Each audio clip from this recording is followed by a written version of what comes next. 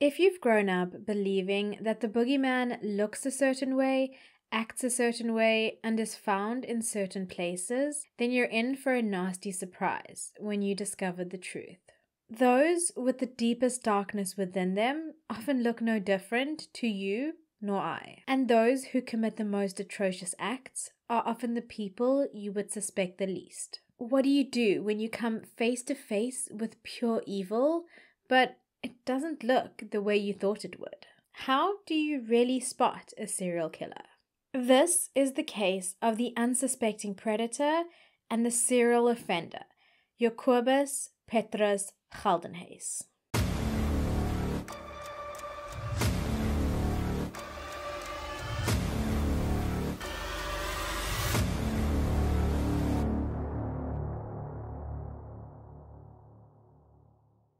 Hello and welcome back to Serial September, a Bella Monsoon exclusive production. If you missed the first episode, no worries, you can catch it right here in the Serial September playlist. Today's episode is right up my psychological alley, so I hope you will enjoy hearing and learning about a few cool concepts because I'm super excited to share them with you. For those of you who are new though, let me introduce myself. And for those of you who are returning, welcome back and please feel free to skip ahead to the good stuff. The timestamp is on screen now.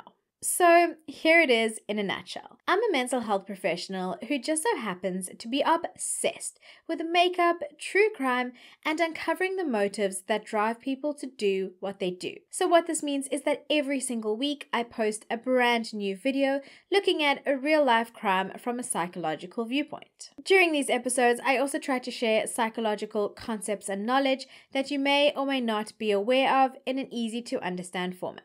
So if all of that sounds like something that is right up your alley, then please do consider subscribing and joining the Bellaboo family. But if you're not a fan of seeing my face every week, no worries, I will not hold that against you.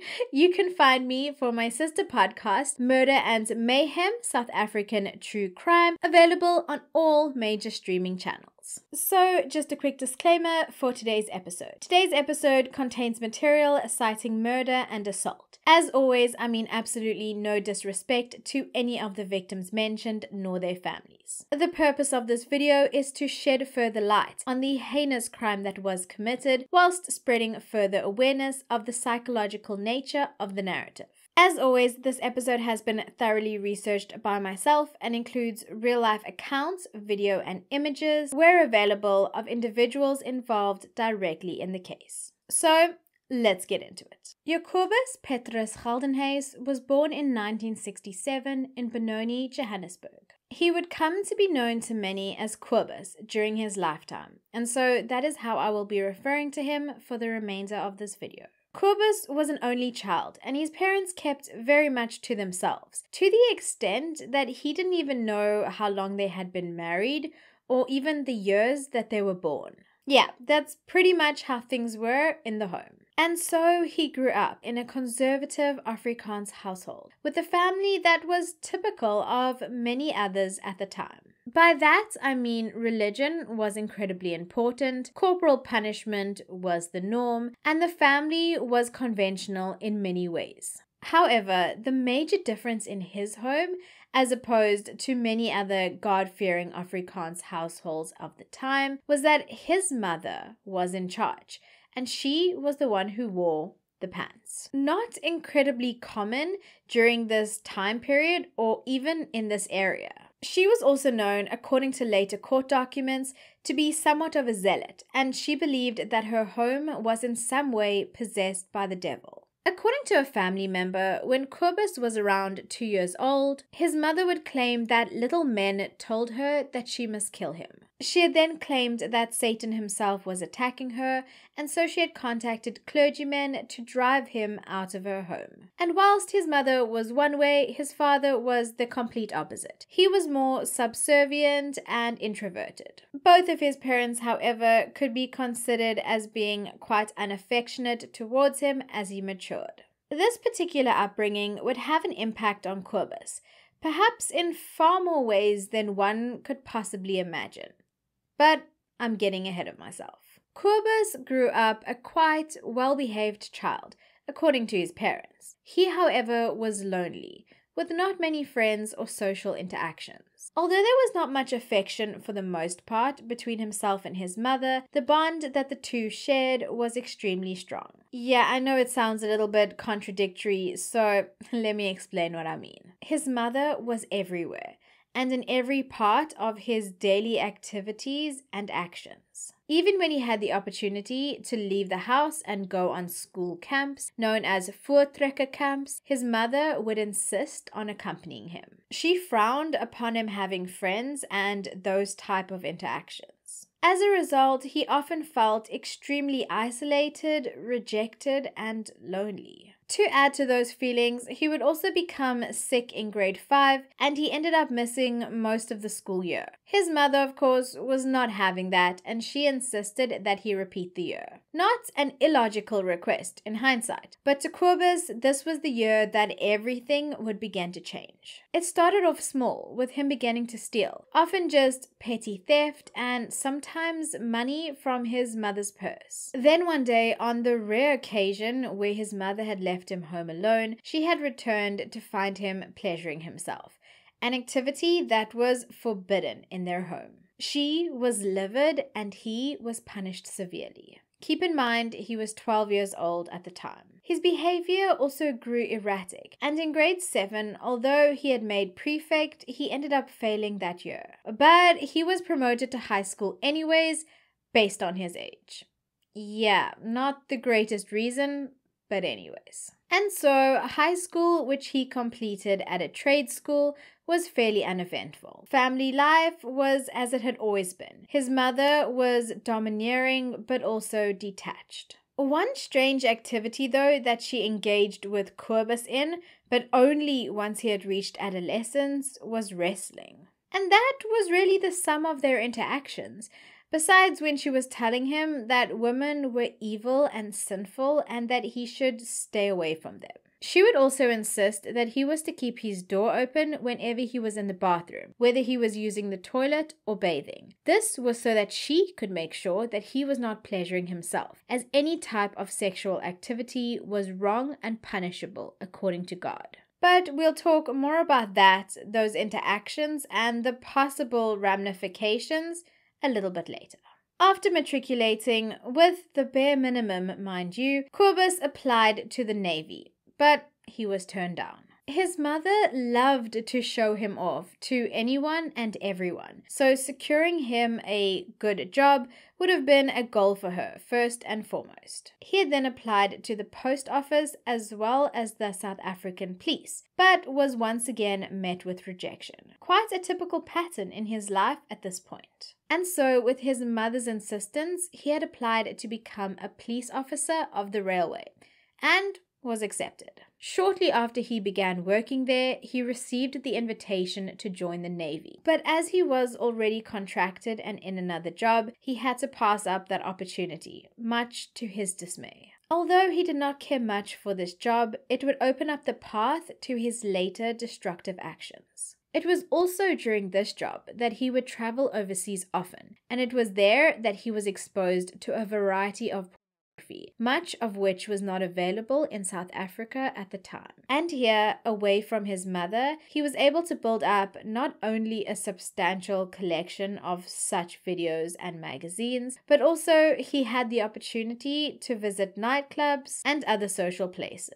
His parents and his pastor would later speak to him about the nature of the magazines and the material he had collected, but he would in no way or form make any attempt to get rid of them. At this stage, he was now out of his parents' home and he was working full-time. His job often entailed him working alone, and so the pattern of behavior he had developed within his childhood extended into his adulthood, and for the most part, he was often still in isolation.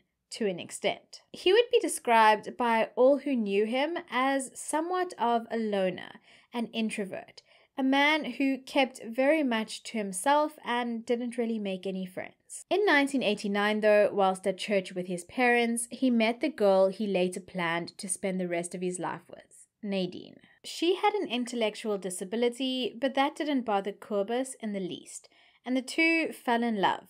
and they fell fast. They would spend much time in each other's company, writing love letters, listening to music, and watching videos together. She would later be the one that Kobus would long for, and to many it appeared that she was the one person that Kobus would truly connect with.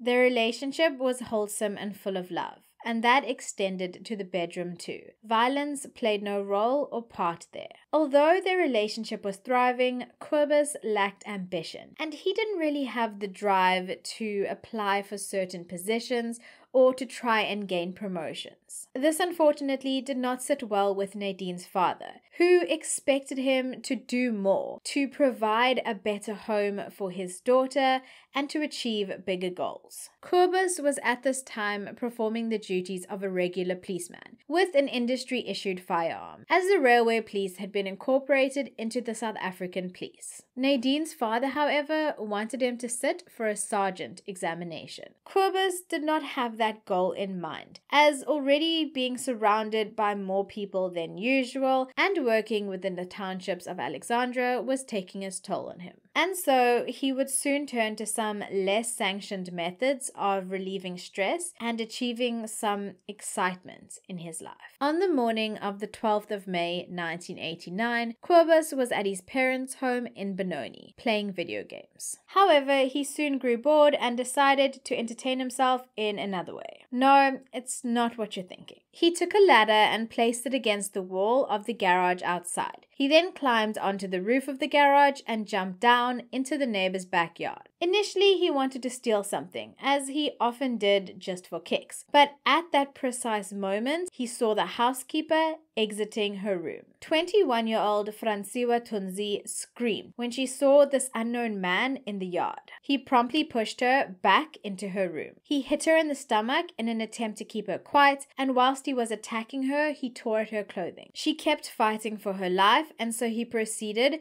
to take a brick that was under her bed, hit her with it, and then strangle her to death. Whether or not he had her could not be established, not only because he would not admit to it, but also because he had set some paper on fire and dropped the burning paper onto her body. The probability that she was assaulted in that manner by Kobus is high. But during that time in the country, the apartheid era, and in the particular prominent conservative Afrikaans area they were in, I'm sure admitting to having intercourse with a person of color would have been seen as a massive disgrace and sin.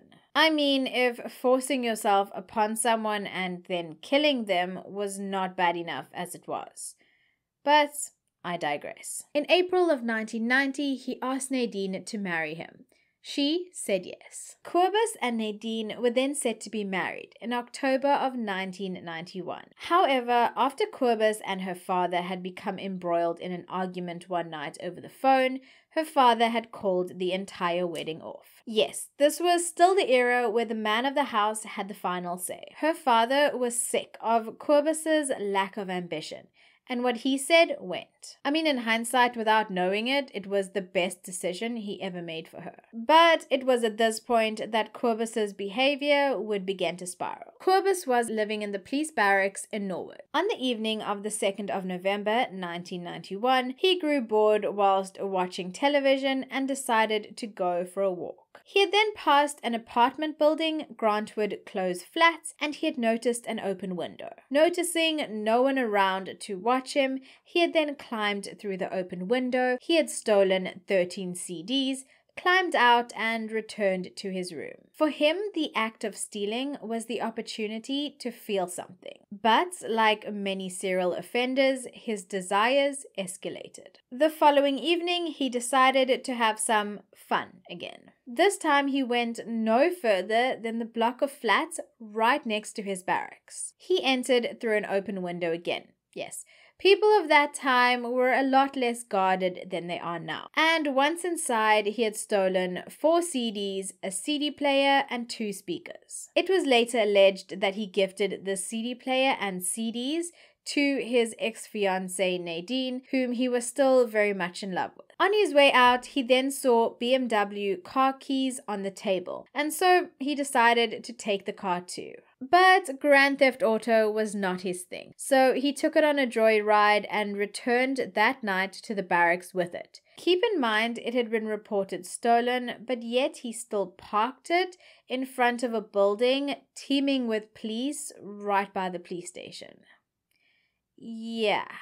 The following day, he had then returned it to its parking spot and he had thrown the keys through the open window. It would appear that the owner of the flat, whom I will refer to as Miss F, was probably highly confused but incredibly thankful that her vehicle had been returned. However, her luck would soon be changing. 3 days later, on the 6th of November, Kobus would return to the apartment of the 37-year-old Mrs. F. This time, though, he was there for far more nefarious reasons than just petty theft. He found her sleeping in her bed, and so he had undressed. Obviously, she had heard strange noises, and she woke up terrified to see this man in her home, and so she had asked him what he wanted. He had then threatened her with his 9mm service pistol. She tried to placate him and she begged him to put the gun down. She told him that he didn't seem like a violent person, and to him, in his mind, that appeared to be a challenge. He proceeded to strong-arm her, showing her just how violent he could be before he raped her. However, he struggled to get his manhood to perform the way in which he wanted it to. When she had asked him why he did what he did, he simply responded that he did it for fun. She asked him if he was scared, presumably because she had seen his face. He had responded by telling her that he didn't care. He ripped out her telephone, told her to put the duvet over her head, and he had exited through the window. And he continued with his night as though nothing had even happened. As the days passed and no one came looking for him, and there seemed to be no consequences to his actions, he grew in confidence. On the 26th of November, 20 days after the attack of Miss F, he took another stroll around the Norwood neighborhood. He noticed a handbag through an open window of a ground floor apartment in Grant Close. He had climbed through the window, taken 50 rand out of the purse that he had spotted, and then he had silently exited. During this time, there had been an older woman sitting in the lounge, but she was none the wiser to his presence. Later that night, he felt as though he had unfinished business, and so he had returned to the flat to do the unthinkable. The 68-year-old woman, Mrs. M, woke up to Kobus standing in her room, pointing a pistol at her. She screamed in fear, of course, and then he hit her in the head with his pistol. At this point, he began to undress himself as well as her. He then proceeded to her. After he was done, he then asked her for money. Yeah, I kid you not. She would go on to tell him that the money she had was locked away. And his response? Well, he had kissed her and then raped her again. An almost 70-year-old woman. Despicable, to say the least. He then promptly got dressed, threw a blanket over her, wished her good night, and told her that she should sleep well. Yeah, because getting a good night's rest would totally be possible after that ordeal. And with that last farewell, he was gone, back through the window and into the night. Once again, the days passed and nothing seemed to happen, and so Kobus's confidence grew. Another 20 days later, on the 16th of December, he began to watch the home of a 27-year-old woman, Juliet Margrethe Hetga. He had walked past the home several times that evening, but the inhabitants, 2 women and a man, were still up and about. He was patient though. Eventually, later on in the evening, he entered the home through an unlocked sliding door in the lounge. He first went to the man's room, but it was empty. He then walked to one of the other bedrooms and he saw a purse on the table. But of course, it was pitch dark and he couldn't see a thing. With the great logical thought of someone who had illegally entered another person's property in the dead of night, he decided to switch the lights on. Yeah, I'm not even kidding. Julia then woke up, completely horrified to see this strange man standing illuminated in her room. He began to attack her as she had asked him what he wanted with her. He then hit her on the back of the head with his pistol. This left her dazed, and whilst she was in that state, he raped her. Once he was done with her though, he decided that she had seen him properly, and thus she had to die. And so he shot her through the temple. He took the notes, but not the coins, from her purse. He exited the home through the same door that he had entered previously. And so he arrived back home, as though nothing out of the ordinary had even occurred that evening. And once again, there were no consequences. 2 weeks went by. And on the 30th of December, as everyone was getting ready to bring in the new year, he decided to strike again. This time it was another complex right next to the barracks. 27-year-old Jennifer Matfield, who was asleep in her bed, was awoken to the lights being switched on and a strange man standing in her room. As one would imagine, she was terrified and she screamed. Kobus then proceeded to hit her in the head with his pistol, rip off her pajamas, and her. She asked to go to the bathroom after he had finished, and he so kindly obliged,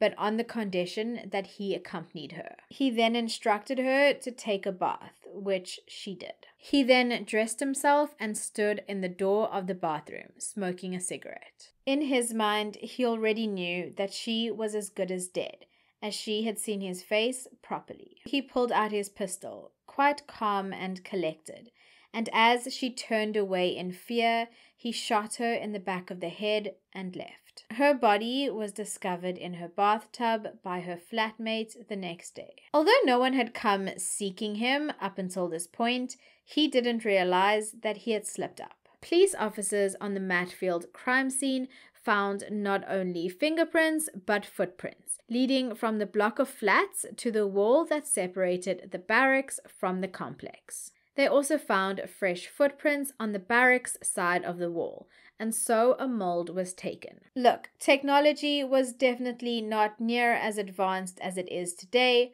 but they did what they could. During all of this, Kobus was quite aware of what was happening, as he was interacting with police officers on the daily, given the fact that he was living in the police barracks. At this point, the news was showcasing the Norwood serial rapist and killer, and many were living in fear. Many single women who could leave the area temporarily did so, and the sale of security systems and, of course, firearms had drastically increased. Kobus was worried, to an extent, that is. But if his extramural nighttime activities were bothering him, it didn't show. He had no changes in his sleeping or eating patterns, and he stated in later conversations that he would play video games after the murders to unwind. He did, however, begin to sleep with his pistol right next to his bed, as his plan was to end his life should he ever be discovered. After the murder in the complex next door,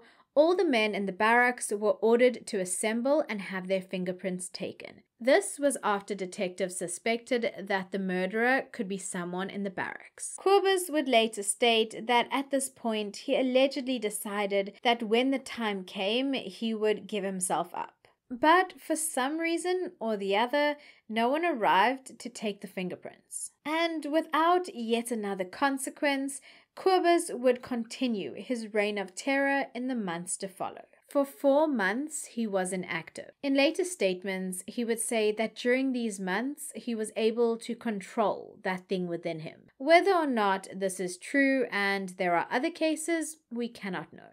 It was back in Brakpan that he would find his next victim. Perhaps in his mind he believed that if he moved his crimes to a different location, he would lower his risk of discovery. His next victim was an even older woman, 74-year-old Susanna Elizabeth van Drach. She was alone in her flatlet, just 2 doors down from where Nadine's parents lived. For this reason, it is assumed that he was in Brakpan to visit Nadine. In the evening, he entered Susanna's home through the sliding door, and like he had done in previous attacks, he switched the light on. Thinking it might not have been a great plan, he switched the light off again and found a torch. In the main bedroom, he had also found a handbag with some change in it. However, unbeknownst to him, Susanna had actually woken up when the light had been switched on, and she screamed when she saw this unknown man standing in her safe space. He then hit her with his pistol. She wasn't going down without a fight though, and she grabbed his hands.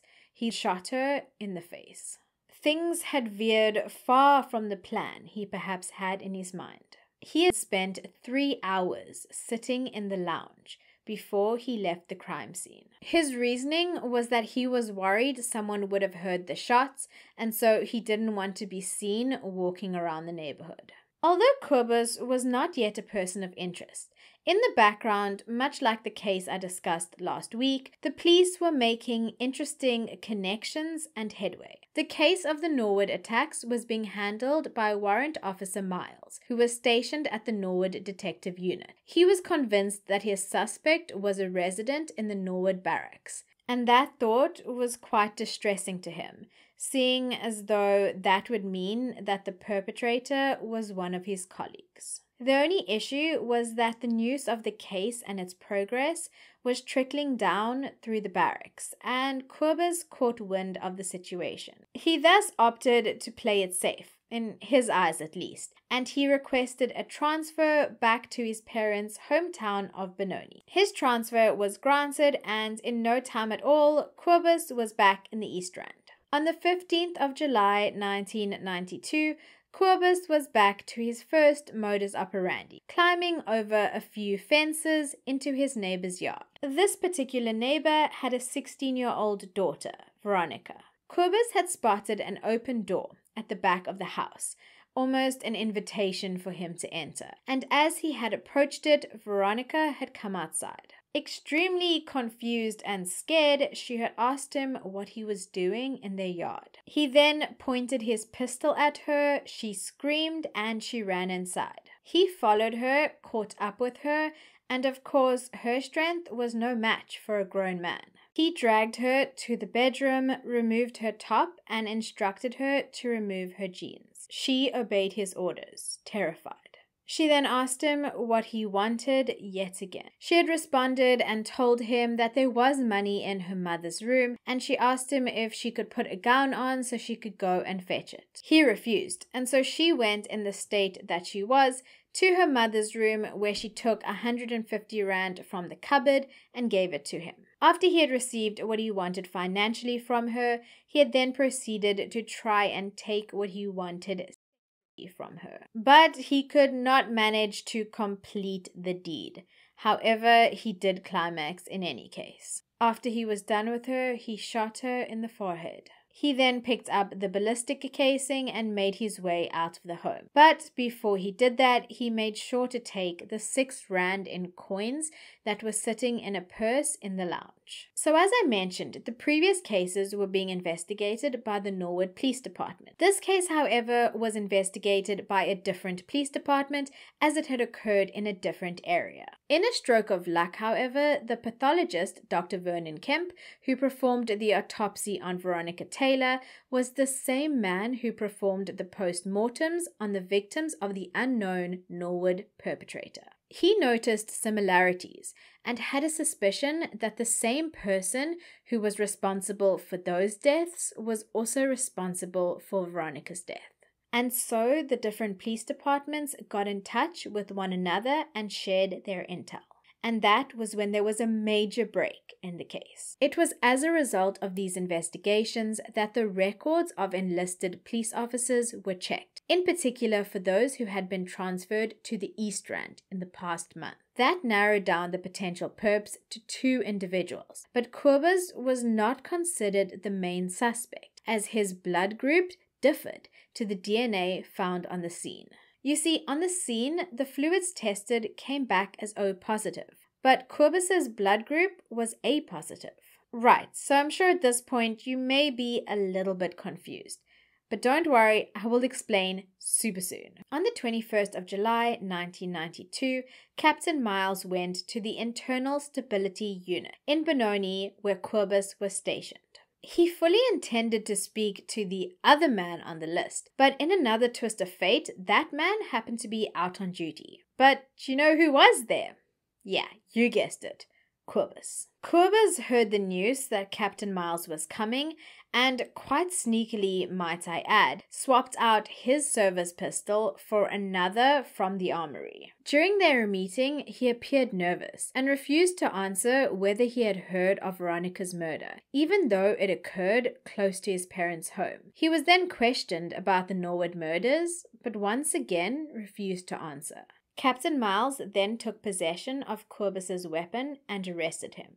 He was 25 years old at the time. Kobus was then taken to the Norwood police station, where a full set of fingerprints were done. And what do you know? They were a match for the fingerprints found at Jennifer Matfield's crime scene. Kobus didn't really have much to say in the face of hard evidence, and so he had confessed. He further stated that he had swapped his pistol in Benoni, and so after both pistols were sent to the Forensic Science Laboratory in Pretoria, the ballistic report came back with a positive match to the evidence found at some of the crime scenes. And now, let me quickly explain the deal with the different blood groups. It's actually quite fascinating and extremely rare. Kobus is one of very few known people whose blood group, as identified from his semen, differs from that identified in his blood. So, for example, when fluid samples were retrieved from the crime scene, the blood tested was O positive. However, his blood type when drawing blood is A positive. Interestingly enough, a notorious Russian serial killer, Andrei Chikatilo, shared this rare phenomenon in blood grouping. During the weeks that followed his arrest, Kobus was interviewed by both criminologists and psychologists. Although it was initially stated that he suffered from schizoid personality disorder and that biophysical factors could have influenced the serotonin levels in his brain, this diagnosis could not be confirmed. Therefore, biophysical dysfunction was discounted as unproven speculation, and Kobus was found fit to stand trial. At the end of the trial, he was asked if he had anything to say.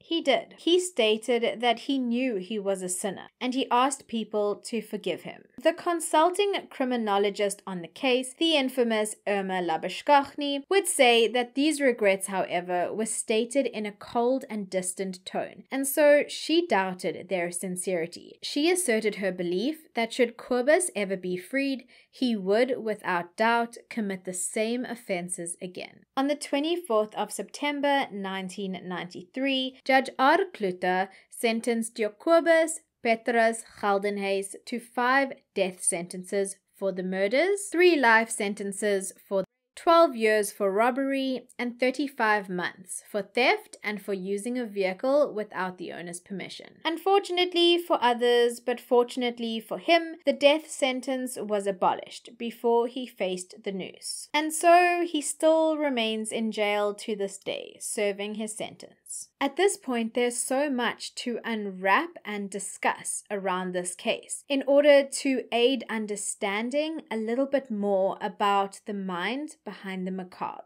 For this reason, I will be discussing several psychological concepts that you may or may not be aware of, but as always, I will be discussing them in a simplified and easy to understand manner and format. When I discuss the psychology of serial offenders, there are generally 2 groups of explanations that are drawn. Either antisocial personality disorder, often known as psychopathy, or developmental disturbances during childhood. As you may be aware by now, APD was not a diagnosis in Kobus's case, and so I'd like to delve a little bit into the developmental side of things. As a child, Kobus's parents were quite distant and detached emotionally from him. He stated that he could not remember a time when his mother had told him that she loved him. He would have thus most likely experienced quite strong feelings of rejection For a developing young mind, this could impact the way he would handle situations in later years. A difficult relationship with his mother could in some cases be a pathway to him desiring to express his manhood and prove himself to her, perhaps in an unconscious manner.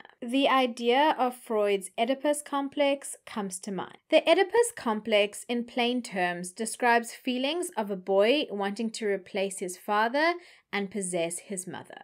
I'm sure you've sometimes heard young children say that they want to grow up and marry mommy or daddy. Keep in mind, the Oedipus complex is quite controversial, like some of Freud's other theories, and the research is still out on whether it has a place in furthering understanding of behavior. Freud believed that this understanding would result in conflict being experienced. This conflict, however, could be resolved through the process of identification, which involved the child adopting the characteristics of the same sex parent. So for Kobus, this desire, according to Freud, would have been resolved through the adoption of characteristics of his father. However, he lacked paternal identification to his father, as according to reports and his own statements, the man was a more recessive, quiet character.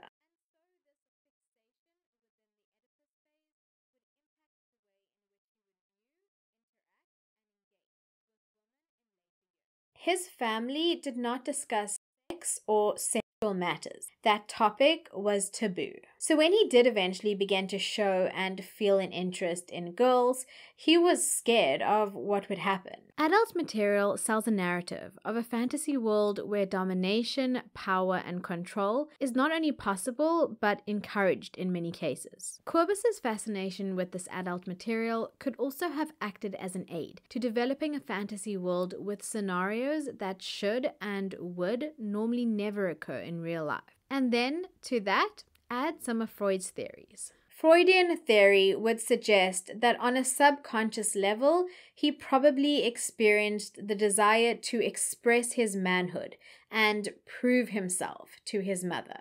He would do this by raising his victims, as that gave him a sense of control and power. However, he would struggle at times when, for whatever reason, he felt the woman posed a threat to him. And on the other side of the coin, he had never experienced any of these difficulties in his intimate relationship with Nadine, his first serious relationship with a woman so very different to his mother, a woman he viewed in a whole different light. So instead of internalizing his desires and his undealt with feelings towards his mother, he externalized them, taking everything outward and taking out his frustrations on those he chose to attack. And you know that little voice in your head that sometimes tells you that something is a bad idea?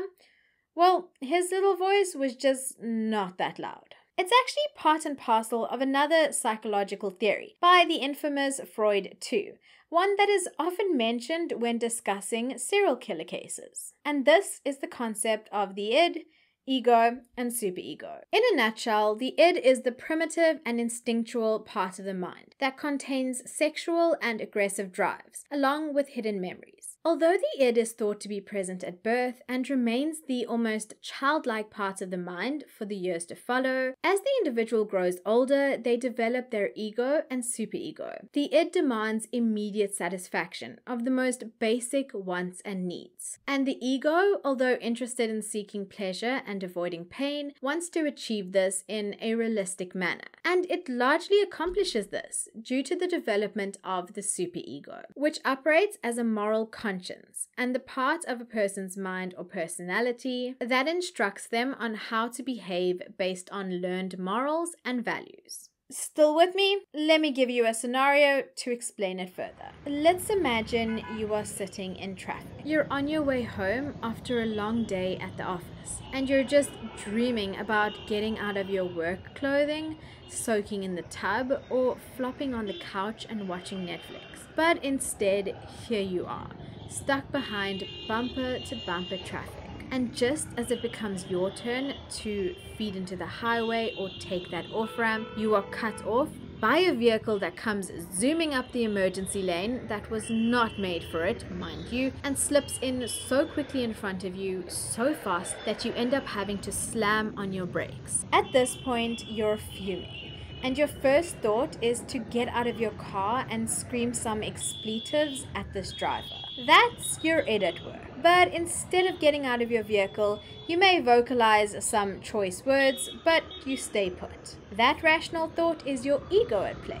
And you decide to stay put because you realize that attacking another person for cutting you off is not the wisest or safest action you can take as an adult. And that incredibly mature conclusion is thanks to your superego. This is an important concept or theory to understand within Freud's work, as in his eyes, a healthy, well-functioning personality is focused on the balance of all three. So a child is born with an id, fully intact, their instinctual mind ruling. However, it is during the latency stage, around the ages of 6 to 12 years old, that their ego and superego really starts to develop. During this time, they develop social skills, values, and relationships with peers, as well as adults outside of the family. Learning such skills are vital for future development and self-confidence. Unfortunately, Kobus did not have access to much privacy or the opportunity to socialize with very many people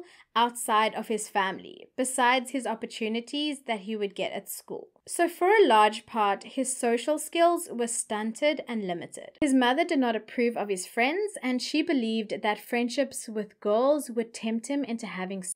His isolation would only become more pronounced in his adult years. In this way, his ego and superego did not have the chance to reach full potential, per se. His moral compass was largely determined by his mother's belief structure and the experiences he had as a developing child. Some may even go as far as to state that his superego was lacking because he lacked a strong male authority figure in his life. Although I personally find that a bit sexist, as I know of many strong, amazing women who have single-handedly raised children without a strong male figure in the home, and they've turned out just fine. I'm just saying. It would appear that his superego was much weaker than the average person. Instead of having a strong moral compass, his id, his more primal urges, took the helm, just prior and during his attacks, with no intervention from any other aspects of his mind. So it's evident that Kobus was first and foremost a serial killer,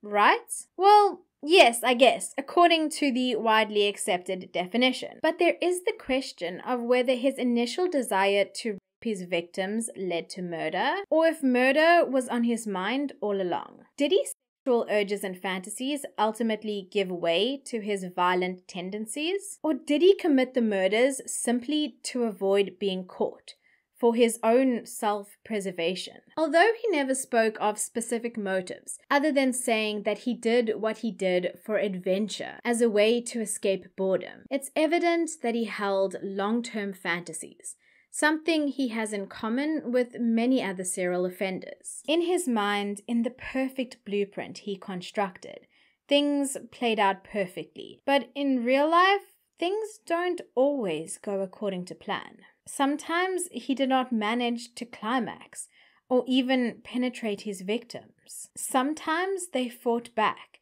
even more than he expected. Each situation led to him only having a few moments, a few seconds where he felt like he had control and power before it was all over again. He was then left continuously searching for that feeling, that control, that emotion, that power that he lacked. Therefore, it would appear that it was not so much about the age or physical characteristics of the victim, but rather about the way in which he handled the situation. The reports differed on whether or not he deliberately chose certain victims, as some evidence I discovered stated that he had visited some of the victims posing as a concerned police officer. Whether or not that is true, though, is another story. Remember, kids, don't believe everything you read online. He did outrightly claim, though, to the criminologist that it didn't matter what a victim looked like or their age. For him, it was about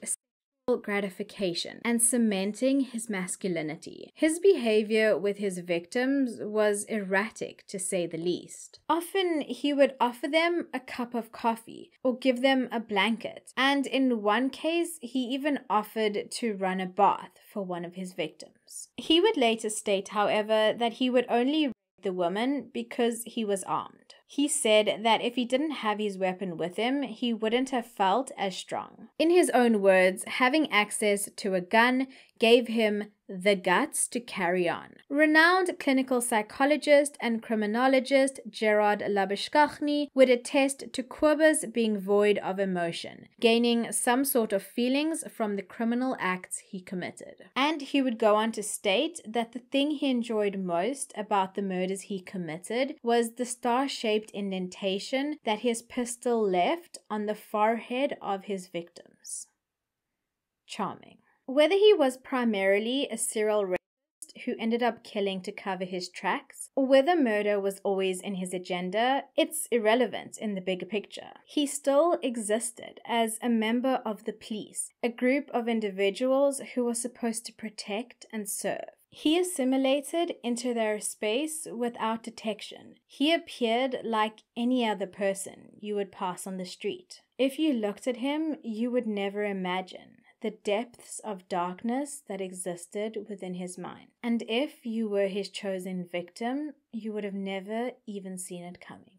Until next week, stay safe, stay vigilant, stay blessed, and stay the amazing human beings that I know each and every single one of you are. Bye!